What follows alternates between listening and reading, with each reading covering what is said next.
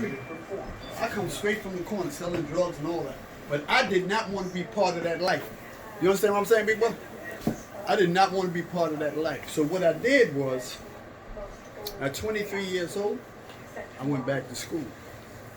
They had this program, educational program in Harlem, where they sent me to school. You know where they sent me? To Newark. 1019 Broad Street, Newark, New Jersey. They had a high school there, prep school called Newark Prep. So I went to that school, right? And I'm studying, right? And I had, you got his books out there too, Dr. Henry Clark, Dr. Ben Jacobin, all those used to be tutors for us, right? So they used to come to the Urban League educational program and tutor us, right? So what changed my life was, one day, because I wrote for a radical student newspaper called 40 Acres and a Mule, 1968. You can read about this in my book, right? So one of the students on the editorial board asked Dr. Henry Clark, he said, if we the original people on the planet, why are we going through what we're going through today? Speak. You know, why wouldn't we be concerned about that? You know what Dr. Henry Clark said? Dr. Henry Clark said, that's because of a transgression that we made against ourselves before Europeans came into our life. You hear that? Yes. Europeans ain't had nothing to do with our downfall. When you go to Africa now, you see these great civilizations in all them places. Those civilizations collapsed, imploded. And then they came from Europe and took over. So when I saw that, right, I had the option to go either to Columbia University for an intern program that they was offering me, or go to Africa. So in 1968, I chose to go to Africa, and I went to 10 other countries in Africa, looking for that information that Dr. Henry Clark told me about, because he never elaborated, right? So when I got there, what I noticed was, I'm in Kenya when Jomo Kenyatta is president. I'm in Ethiopia when Haile Selassie is president. I'm in Ghana when Kwame Nkrumah is president. I'm all through there, so I'm seeing this whole revolutionary fervor take place. But you know what I learned in Kenya? Before Jomo Kenyatta died, let me tell you what he did. Kenya got the Kikuyu and the Luo, two different tribes. So when he took the land and the houses back from the colonialists, he said, hold up. A Luo get this house, a Kikuyu get this house, a Luo get this house, a Kikuyu get this house. Now why did he do that? Distribute So the that wealth. we learn how to live together. And share. What's the number one problem in Africa today? Tribalism, us fighting each other. What's the number one problem in America today? Us fighting each other. Yeah, exactly. We ain't never rise above that. You know what I'm saying? We just can't Exactly. get it together among ourselves. I said, you know what? So now, I'm studying symbols. I say I didn't come back from Africa. I say I ain't never selling drugs to nobody in my community. And you're gonna read a chapter in my book called The Curse, where I talk about all about how this happened. All right. So now, to understand all this stuff you got out here, every book you got out here goes back to one thing: symbols. Everything goes back to symbols. If you can break them symbols down, Yep. then you understand where we come from. So I'm studying symbols, right? So now, I said, I'm going to open me up a store, because I ain't selling no drugs no more. I'm going to open me a store up, and I'm going to sell clothes to my people. Yes. So one of the drug dealers, because all the drug dealers in Harlem knew me, right? One of the drug dealers used to get from the Italians come to my store named Jack Jackson. Look it up, homie. Jack Jackson is the one that told on John Gotti's brother, Gene Gotti. You know, you see all this in my book, right? Jack Jackson come in the store, he got a Louis Vuitton pouch, right? And in that Louis Vuitton pouch is full of $100 bills. And everybody in the store is excited.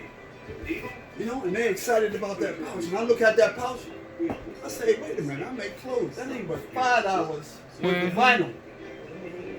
Word. $5 worth of vinyl. Look at that pouch, I say, hold up. If they excited about that $5 worth of vinyl, imagine if I have them walking around looking like luggage.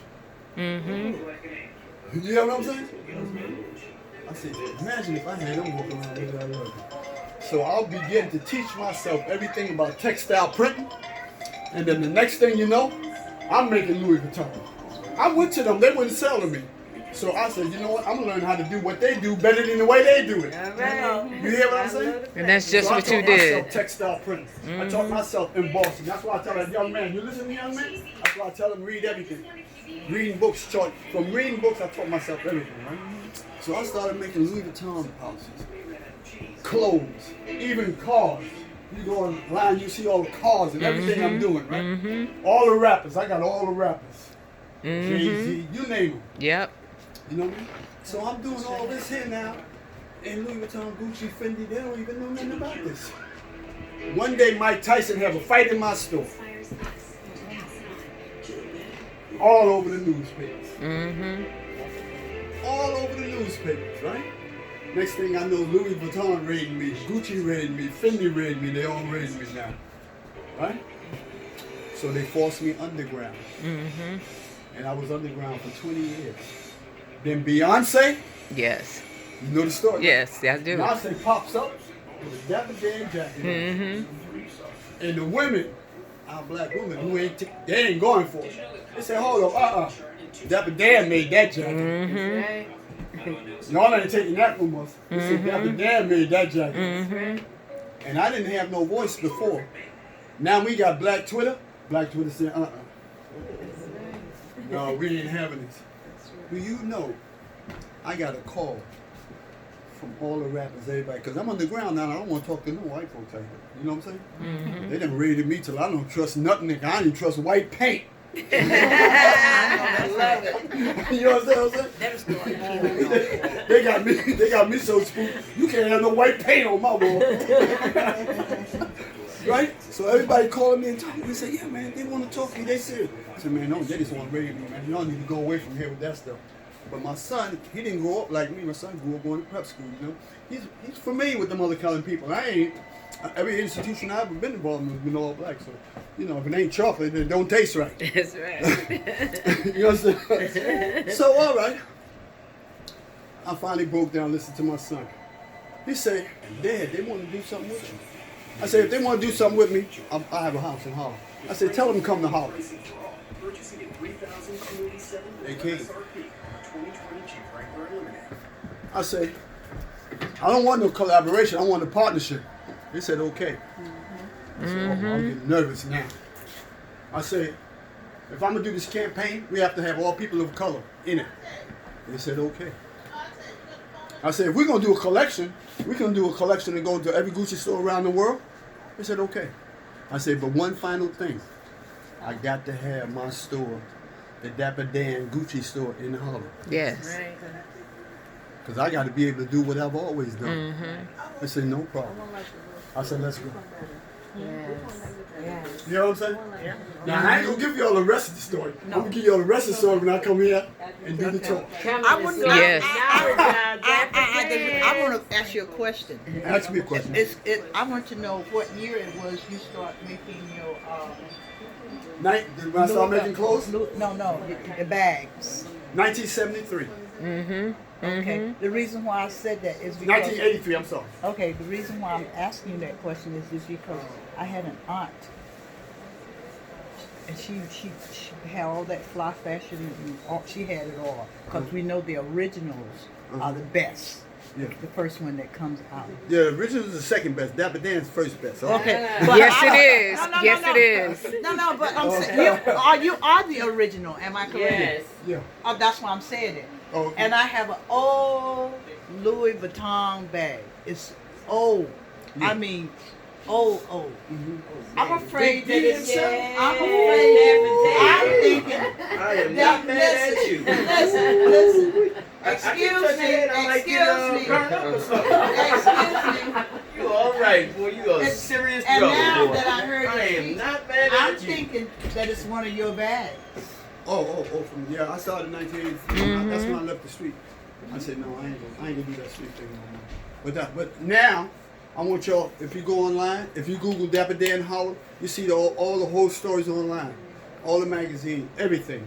So, I'm back here in New York, in the chocolate town in the Northeast. Okay. And my book ain't up in here. But you're coming to Source of Knowledge real Yes. soon. Yes. Now, I just started. Wait till I come back to talk. Yes. That's just to get Thank over you. it. Dapper Dan. Thank you so much Thank for you. sharing. It's Thank you Dapper so Dan, much for y'all. sharing. I'm gonna tell every story. I'm gonna tell you. Here at this the is Source of drug Knowledge. Thank you. The history of Hippie whole Empire. thing. Yes. Yes. You know what I'm saying? Thank you. I'm Thank gonna you tell you so much all for about sharing. how it was when we first came up from the South. I'm talking about all. I'm talking about. I ain't one of them college educated guys. You understand? I'm from everything I have come to. is You don't raw have to. knowledge from the street. Self-made man. You Self-made don't man. have to. You That's don't what I'm have to giving be. you. See, Entrepreneur. you're a chip off the block like Miles Davis. He didn't need Juilliard. That's right. So I know where you're coming from. I know what you're saying, sister. All Thank right. you. That's a big compliment to you. Oh, okay. All right. All right. Dapper So Dan, I'm y'all. gonna walk up here and come back. But y'all got me now. Oh, You can't get rid of y'all. All right. You can't get We rid of me. glad Don't about call me. that. I'm coming back anyway. Okay. I might be here when you open up in the morning. Dapper Dan, y'all. No,